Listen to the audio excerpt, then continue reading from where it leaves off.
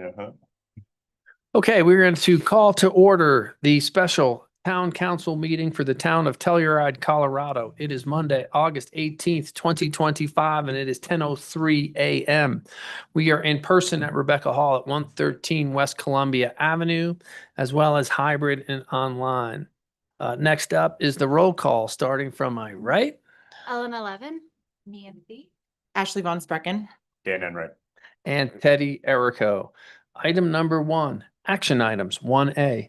Consideration of approval of a resolution of the Town Council of the Town of Telluride, Colorado, submitting to the town electorate citizen-initiated charter amendments at the November 4th, 2025 regular municipal election and setting a ballot title and directing the Telluride Town Clerk to publish the proposed charter amendments in accordance with the Colorado Revised Statutes. And we have Tiffany and Kevin here to present. Thank you, Mayor and council members. I will start this off. So before you today is a resolution setting the ballot title for a citizen-initiated charter amendment for this year's regular election. So on July 24th, I did receive an intent to circulate a petition to amend the Telluride Home Rule Charter. The state statute that governs this is Title 31, and it requires 5 petitioners to sign that letter of intent to circulate a petition. The 5 petitioners on this was Aaron Reese, Greg Carberry, John Roth, Tom Taylor, and Rick Silverman. And so the petitions did go out. In order to get sufficient signatures to be on the ballot, the state statute requires 5% of the registered electors who are registered to vote on the day that I received the intent to circulate. So on that day, 5% would have been 106 signatures that the petitioners would have had to get to be sufficient in order to get on the ballot. I did receive 137 signatures that were certified sufficient, so the petitions were deemed sufficient by me on August 7th. The petitions were returned on August 6th, which is 91 days before the election, and state statute requires that a citizen-initiated charter amendment, that those petitions are returned 90 days in advance. So they were timely submitted by one day. Before you today, so charter amendments are a little different in that in the past, you may recall that when there was a citizen-initiated ordinance before town council, our code directs council to either consider that ordinance and adopt it, or if that petition has enough signatures to send it to the ballot. Charter amendments are different in that they have to go to the electorate. So before you today is not whether or not you want to accept this proposed amendment or not. It's simply to set the ballot title for the charter amendments, which will be presented on the ballot. State statute states that the citizen-initiated charter amendment shall be on the ballot by title only. So that's why you see in the resolution the proposed title before you. We did look at the proposed amendments, which would add a new section to our charter, section 14.9, that would be titled Voter Approval Required for Major Development Actions. And looking at that language in the intent to circulate, tried to capture all of the important amendments that are being proposed in this title.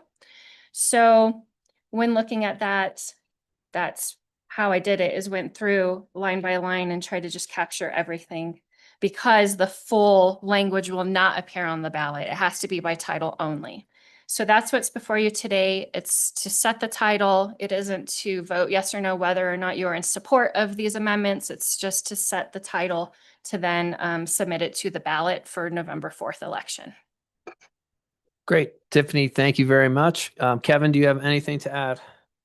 Just briefly, Mayor, Kevin Geiger, Town Attorney. The only thing I'll mention is you don't do this very often, but you're acting as what under Colorado law they would call a title board. Sometimes that's undertaken by different elements of different political subdivisions. Town council doesn't do it very often, but this is one example where you are required to do it under Colorado law. There are some legal standards on setting the ballot title. It has to be a clear and fair title for the voters to consider, cannot be misleading, cannot unfairly support or oppose an issue or push voters to support or oppose an issue. None of those standards are at risk here. You're just setting the ballot title in a plain and factual way.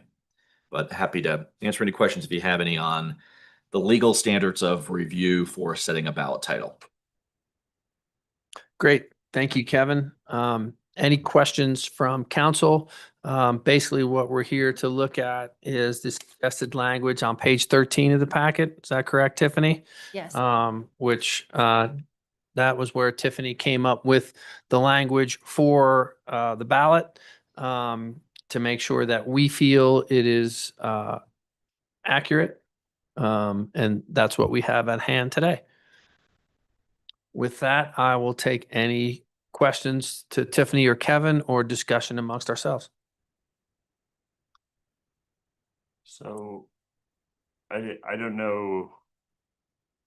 The question I have is in reading about the language of when they're talking about a reasonable estimated cost of more than either 10 million or 20 million, depending on that. It's not our duty to decide upon who is the decider of reasonable. It is not our ballot language, obviously. And I think our staff has done a fine job trying to summarize the intent of their petition into the question. But that word is a little nebulous in my mind, and just this is going to the voters if we approve it and see it as sufficient and compliant. But it is just such a loaded or uncertain word in my mind, and I don't know that I can do anything about it, but it is the thing that occurs to me in reading this language. And so if that's not up for us to decide based off of then okay, then that's not what we're here to discuss specifically. I know, but it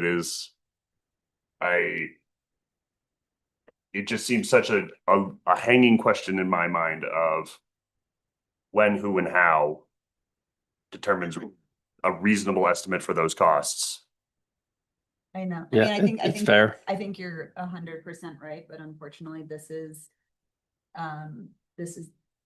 the citizens that chose this language. This is what they would like to see, and should that come up, that is something that we will have to discuss down the road. But they, I believe, chose their wording, with great care, and yeah, that's the language that they would like to see there, and that's the language that everyone that signed that petition thinks is appropriate, and so this is language. And I think it's, why reasonably probably works is no one's gonna, and that using it for the commercial aspect, no one's gonna go through the process of spending money on planning, going through the whole process, bidding it out to then go to the voters. It's basically going to have to be just an assumption of what a building cost would be based on the size. If that commercial developer decides to go through the process, and probably why such a vague word, needs to be used. And ultimately, if this passes, who is the decider of reasonable? Well, I guess we'll cross that bridge when we get to it. Kevin? Yeah, I might want Tiffany to respond on this and look at it as well. The reasonably is an reasonable disagreements referenced in the earlier section, the $10 million threshold provision, not the 20. That's right. The language used for the 20 is actually expected, with an expected total project cost. So I kind of wonder if, I don't think it's necessarily material, but I wonder, because that language reasonably estimated is not under that 20 million. I think maybe we might want to consider PUD amendment for commercial purposes expected to cost more than 20 million. I agree with that. Seems reasonable to me. Excuse me, no pun intended. yeah, I don't think that there is a material difference between those two, but to keep it as true to the intent or to the language within their ballot petition, then yes. I agree. And everyone sees that language under, this is sub B of the question. So sub A is the town, large town projects, 10 million or more. Sub B is voter approval for major commercial changes. And in that 20 million threshold of sub 1 of sub B, with an expected total project cost exceeding 20 million. Mhm. Okay. Yeah, that's right. So then in the motion, we would suggest deleting the words reasonably estimated and inserting the words for commercial purpose, let's see, Expected. expected total project cost. So, Yep. right, yep, expected total project would be inserted there. Thanks, Kevin. Good catch. Okay. That was Dan who just did as Oh, well. yeah, Dan. Any other questions for Kevin or Tiffany or discussion amongst council before we open it up to public comment? No, I think that the description is describing what the electorate is intending to put before. Reasonable. It's very reasonable. Good Um, job, Tiffany. Since this is an action item, we will open it up to public comment. Is there anyone in the room for public comment on this agenda item? Seeing none, Tiffany, can you confirm there are no hands raised? No hands are raised online. Okay, unless we have any further discussion amongst council or any other comments from staff, specifically Tiffany or Kevin, I would enter. I move to adopt a resolution of the Town Council of the Town of Telluride, Colorado, submitting to the town electorate citizen initiated charter amendments at the November 4th, 2025 regular municipal election, and setting a ballot title and directing the Telluride Town Clerk to publish the proposed charter amendments in accordance with the Colorado revised statutes, with the following language change in the title. To replace the language reasonably estimated to cost in reference to the $20 million commercial purposes to expected total cost. And I second, with a friendly amendment to add language of reasonably estimated prior to over $10 million, or excuse me, reasonably estimated to cost over $10 million. So the language would read, voter approval for any future town projects reasonably estimated to cost over $10 million. Is that making sense? I believe that was what you were saying. Do I not need to add that? That's not the how theirs is language. written. Okay, So- I thought that was in section A. No, it's the sub 2, and we need to be really careful. Okay, We don't have a second. If there was a friendly amendment. And also me, and I think that you need to have project in there. Mhm. Expected total cost is what you said. I think it needs to be expected total project cost. That's right. So maybe either withdraw. Yeah, why don't we withdraw the Yeah. first? Draw my first. Okay. Great. and Okay, Sub B, take a look at sub B. okay. And then, and then me, and before you start, just so maybe we're clear and Kevin's clear, do we need to make any changes on the town development over 10 million, Kevin? I don't think so. What I was trying to say is there is a separate provision about if there's a reasonable disagreement on the cost, apparently this would then go to the voters. I'm not really sure how that mechanism would work, but that was where I was introducing the issue of there is a Got it. reasonableness component to a disagreement on the 10 million, but there's nothing about reasonableness for the sub B 20 million. Got it. thank you for clarifying. All right. Kevin. Thank you. I'm gonna make this a longer motion. I move to adopt a resolution of the Town Council of the Town of Telluride, Colorado, submitting to the town electorate citizen initiated charter amendments at the November 4th, 2025 regular municipal election, and setting a ballot title and directing the Telluride Town Clerk to publish the proposed charter amendments in accordance with the Colorado revised statutes, with the following amended language. Sorry. Shall a citizen-initiated Telluride Home Rule Charter Amendment be adopted to add a new section 14.9?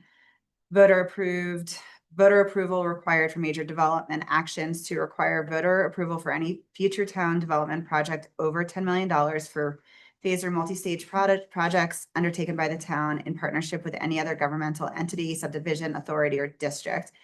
And any other future rezoning or PUD amendment for commercial purposes, expected total project cost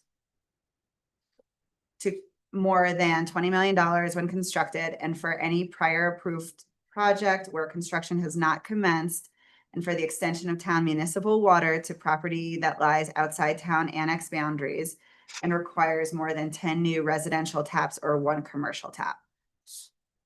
I second. Tiffany and Kevin, you good with it? Yes. There was an other in there that wasn't in the title. Sorry. It was, you said on any other future Future rezoning. Striking the word other. Okay. I accept the amendment. Sorry, folks. Nope. Thank you. No. We gotta get it. Yeah, It's gotta we gotta be right. It's a precise process. Kevin and Tiffany, you good with that amended motion? Yes. Okay, with that amended, motion by Mian and a second from Dan. Mian, how do you vote? And yes, Elena, yes. Ashley, yes. Geneva, yes. And Teddy, yes, the action item is approved unanimously. That gets us to our next agenda item. Thank you, everyone, for your time today for special meeting. Adjourned by mutual consent. try to make that take a little longer than. No, that's